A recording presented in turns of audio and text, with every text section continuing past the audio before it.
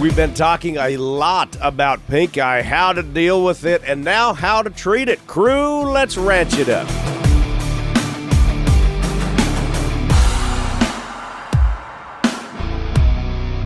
Good day, everyone, and thanks for riding with us on this all-new episode of the Ranch It Up Radio Show. I'm Jeff Tigger Earhart. And I'm Rebecca Warner, a.k.a. Beck. The healthy one. Yes, I am the healthy one. A big thank you to our partners, Stockmen's Livestock Exchange, the American Gelbvieh Association, Imogene Ingredients, and Pharmatan, Westway Feed Products, Medora Boot and Western Wear, Dakota Cowboy, Allied Genetic Resources, and Allied Feeding Partners, LivestockMarket.com, EquineMarket.com, AuctionTime.com, RFD TV, Wrangler, and this fine radio station. The Ranch It Up Radio Show, the most information packed into a 30-minute program that you can find. It's your all things ranching newscast, and so glad to be with y'all. Questions, comments, concerns, criticisms, rants, it doesn't matter. Give us a call or you can text us. 707-RANCH-20. That number is 707-726-2420. Just remember 707-RANCH, RANCH20. Or you can email us, ranchitupshow@gmail.com. Prowling around social media at Ranch It Up Show. Now, by request, let's get right into today's cattle battle.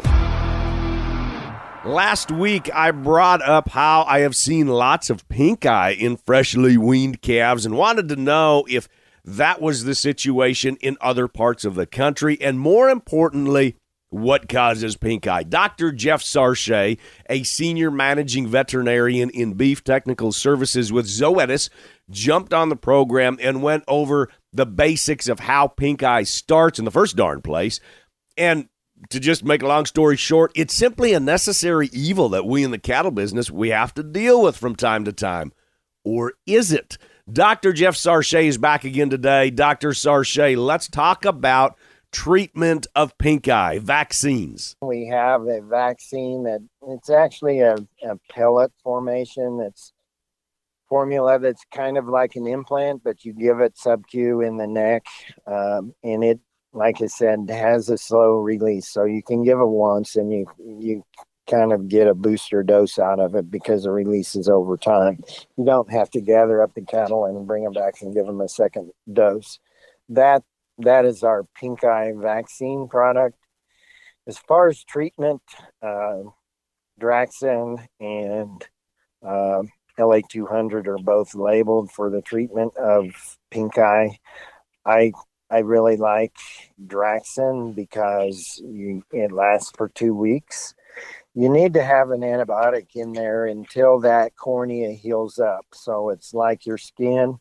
You know, once you get a cut and until that cut is healed back together, you're at risk of it being infected. And the eyeball is the same thing until it's really on the eyeball. It's so much cuts, it's more abrasions.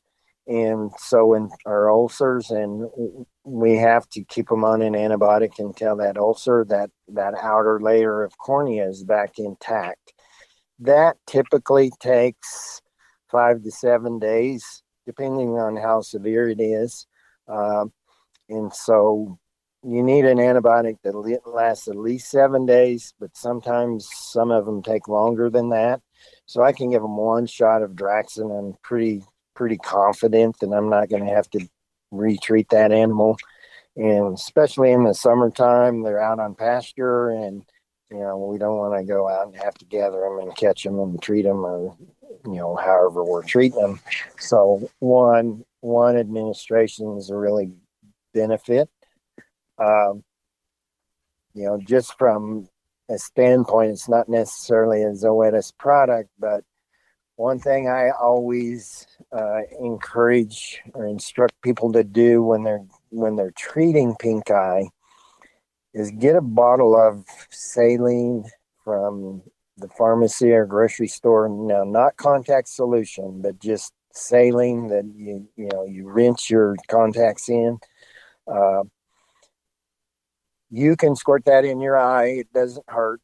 It doesn't sting like water does. And you can hold the eyelids open and flush the eyeballs with that saline really good. because if there is a piece of dirt or plant material or something there that's scratching the eyeball, you can treat it with antibiotics all you want until that foreign particle is gone. It's going to keep scratching the eyeball, and that pink eye is not going to heal. So flush it out really good.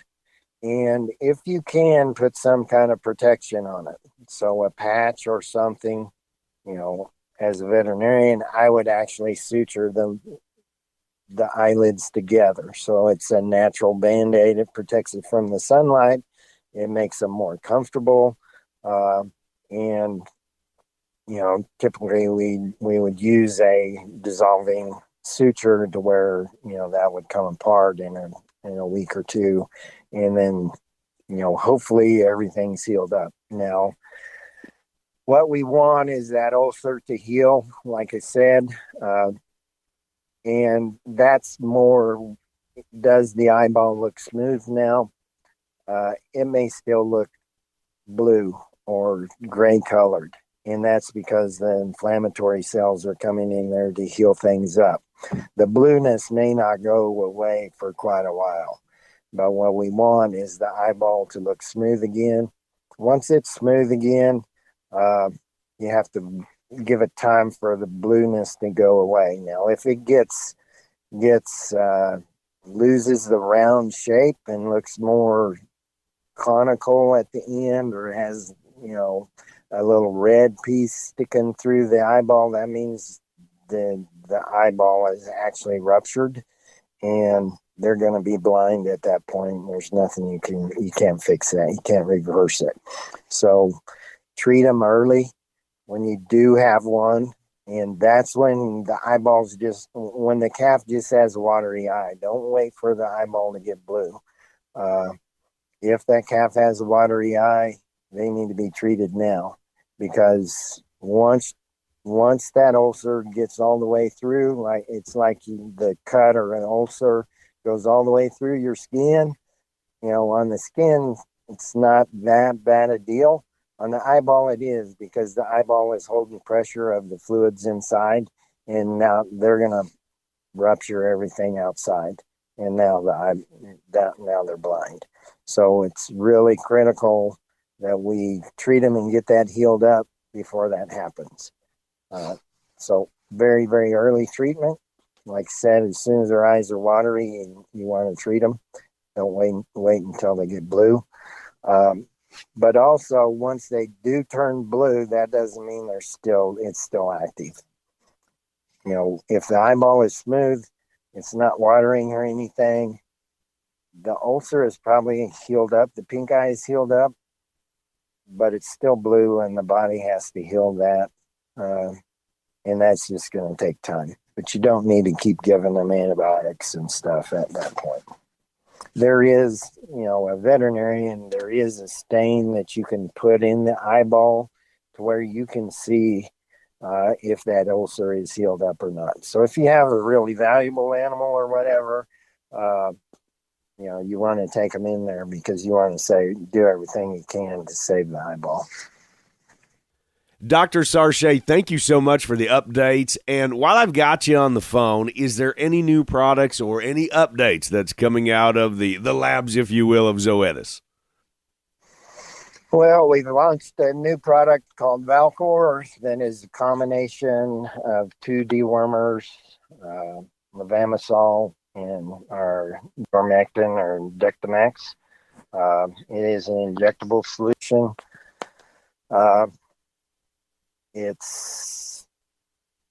We've had these products, the dewormers around for a long time, and we've been using them.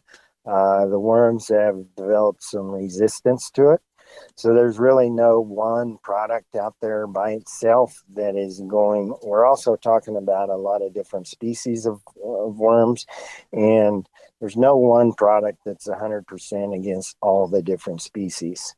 So as a whole, the injectable porons are more effective against the stomach worms and weaker on the intestinal worms. The white wormers, drench wormers, are more effective against the intestinal worms and less so against the stomach worms. So using we've gone to using more combinations of two classes of anthelmintics or dewormers. This is the first product that was licensed that had both in one application or in one injection. So we're just launching that. If you haven't heard about that, ask your veterinarian. It is a prescription drug. You'll have to have your okay from your veterinarian, but ask your veterinarian about it or your Zoetis rep. That product name again is Valcor by Zoetis. Covering a lot of information right out of the chute on this episode of the Ranch It Up Radio Show. Thank you again to Dr. Jeff Sarchet with Zoetis. And as Dr. Sarchet mentioned, have these conversations with your vets and get them involved with your operation. You know, they're there for more than just fixing your prolapse. Use them as another one of the tools in the toolbox, if you will. Now, keep it tuned right here to this fine radio station, and we'll be back with the news, sale reports, updates, and lots more on the Ranch It Up Radio Show when we come back. We keep bringing you more and more information about Pharmatan, and for very good reason. It just works. Now, with calves getting ready to head to the sale barn, producers are culling cows and getting ready for next year. So start feeding Pharmatan now to the cow herd and knock scours out for next year. And here's the best part. It's super easy to incorporate into your existing rations. It can be fed in tubs, a TMR, loose mineral, liquid portions. Doesn't matter. They work with all major feed manufacturers. It's PharmatanuSA.com and follow along on Facebook. Fall production sales are fixing to rev up, and with the prices of calves, which are excellent, and the prices of the weigh-ups, which are excellent, it may be a time to take those older bulls to town, weigh them up, and apply those dollars to fresh genetics. Allied Genetic Resources is your source for bulls and females that can take your program to the next level. Check out the fall sales at AlliedGeneticResources.com and follow along on Facebook. Livestockmarket.com. We hear from them each and every week highlighting various sales and lots, but have you taken the time to cruise the site, look around and see what cattle are bringing? How about lower that sale expense and give Livestock Market a try? It's about the easiest way to market your stock, and it puts your product on a worldwide view. Livestockmarket.com. It's simple and it works.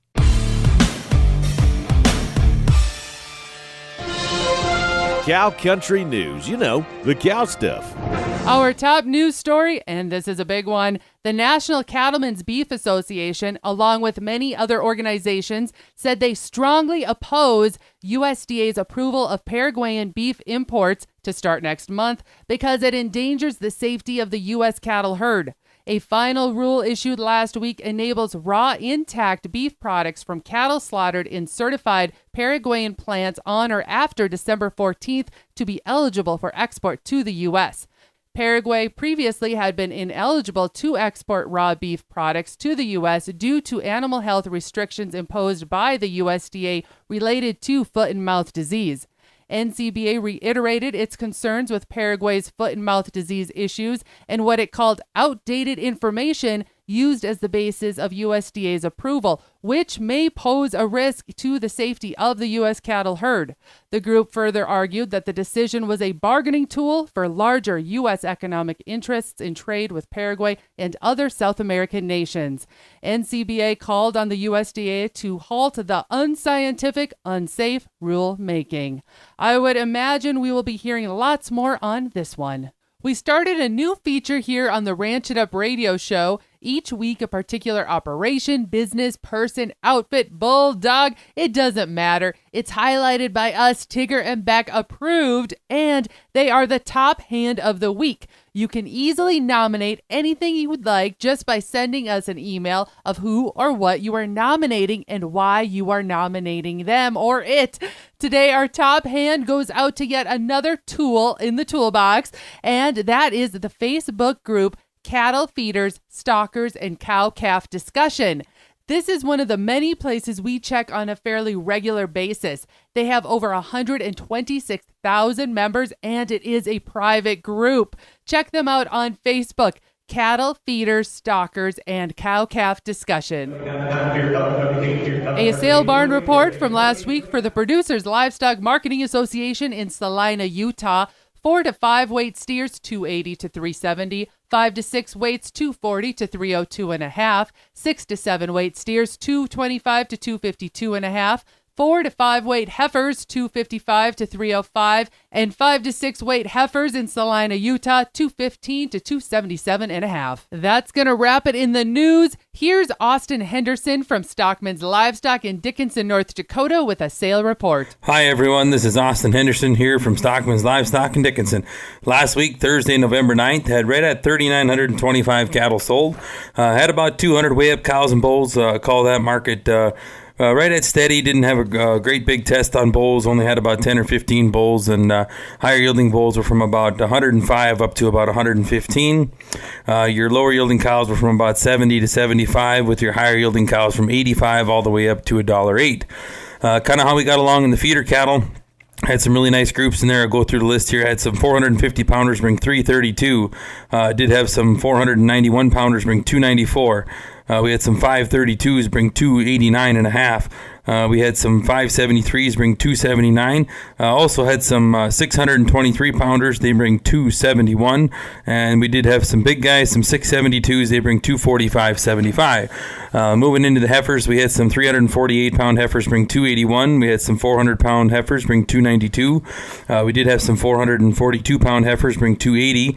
We had some 512 pounders bring 253. We also had some 568 pounders bring 261. That's kind of how we got along last week. Upcoming sales here at Stockmen's Livestock. Friday, November 24th, over at the East Barn will be our annual Thanksgiving stock cow and bred heifer sale. We got quite the lineup here. We'll show you 1,085 good stock cows and over 1,000 bred heifers. Blacks, baldies, reds, calve anywhere from March 15th all the way up to April 20th. So if you're looking for some stock cows, look at our website for that. And when you're ready to market some cattle, give us a call here at Stockmen's Livestock in Dickinson. It's that time of year when we're loading trailers and we're hauling cattle. Regardless of what's going on, ranching never stops. Neither should your nutrition program. With Westway Feed Products molasses-based liquid feed supplement, you can embrace a nutrition program that aligns with your ranch's unwavering dedication. Ranching never stops, and neither should your commitment to your cattle's health. For more information and to find a Westway Feed product rep near you, call 800-800-7517. That's 800-800-7517. Or visit westwayfeed.com. Are you looking to liven up your event in 2024? Change the pace, make it stand out? Let us, Tigger and Beck, agriculture advocates, outdoorsmen, and all-around fun couple be the addition to hook the attention. I see what you did there. Now, we will leave you laughing and having a positive outlook on the future. From being the keynote speakers to MC to masters of ceremony, let us, Tigger and Beck, make your event unforgettable. Y'all know where to find us. You're going through your calves, looking what worked and what didn't work. So as you're reviewing your program, you need to ask, is this a time to change? Is this a time to make additions or subtractions? Galvy and Balancer may just be the right fit for you. Galvy and Galvy-influenced females offer sustainability and maternal growth, while the bulls can add those extra pounds at weaning. Find a breeder near you, galvy.org, or check out Galvy on Facebook.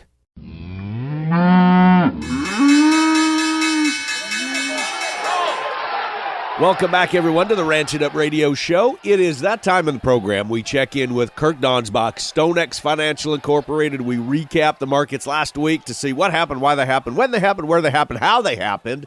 And you can subscribe to Kirk's free newsletter by texting the word cattle, CATTLE, to 33777. It's that easy. Just text the word cattle, CATTLE, to 33777. You enter your email and you will get Kirk's free newsletter each and every week. So, Kirk, how are you and what's going on? Oh, I'm doing wonderful, Tigger, and hello to all your listeners out there. As of Friday, November 10th, January feeders closed the week at $226.27.5. That's down an abysmal $13.47.5 on the week. The CME feeder index closed $2.20 lower at $235.42. Listeners will notice that cash did not sell off near as much as futures did. That left the basis at a positive $5.72 versus November futures. Note that I quoted you January futures. December live closed the week at 174.17.5. That's down $9.55, with cash trading 4 to 5 lower at 180 to 181 in both the north and the south. That left the 5-area weighted average down $4.24 at 180.11, and the basis at a positive $5.93.5. With that positive basis, it implies that futures may be a little bit oversold. The weekly slaughter was a very low 618,000 head. That's down 14,000 head versus last week and 52,000 head below the same week last year. Choice boxes traded below $3 this week, but closed back above it at $3.46, down $1.88 on the week. The light slaughter volume this week should support boxes going into next. Wrap this all up, December corn closed the week at $4.64. That's down 14 cents on the week, with a slightly bearish Wazoo report coming out. The market did make new lows for the move, but South American weather, hopefully improving export demand, should support the corn market. Mark Van Zee with equinemarket.com. Coming up this Wednesday, November 22nd, we have our monthly online horse auction. Bidding opens at just $100, no reserves. All horses will sell.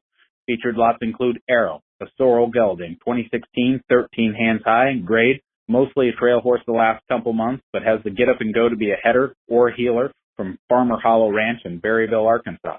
Melody, a Palomino Tennessee walking mare, 2011 model, 15 hands high, grade. She's great on riding the trails or in the arena with a super smooth gait. She trails alone or together from Equestrian Resolutions in New Summerfield, Texas. Kilgore, a paint filly, 2019, 15 hands high, very speedy, smart, and started right. She sells with 30 days professional training under saddle from Equestrian Resolutions in New Summerfield, Texas.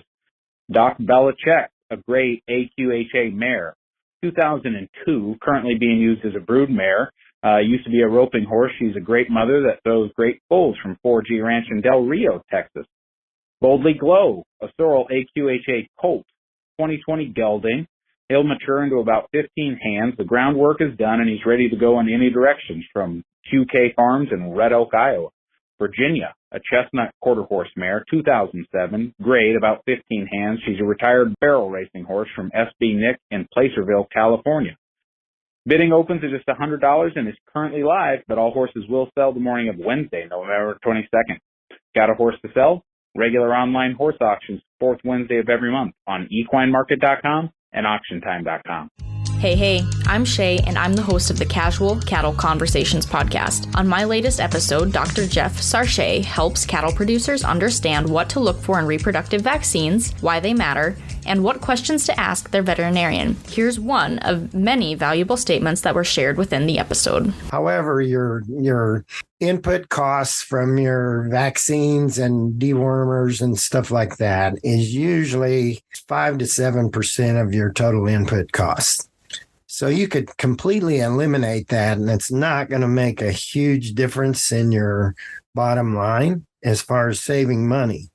But it could make a huge difference in your bottom line if you had an abortion storm, and, taking some of those out could, because it's not a zero-sum game. It's a biological system we're putting it into. And so I take my IBR vaccine out or switch from a modified live to a killed, and I have an abortion storm. That can be very, very costly. And I'm kicking myself for trying to save those dollars.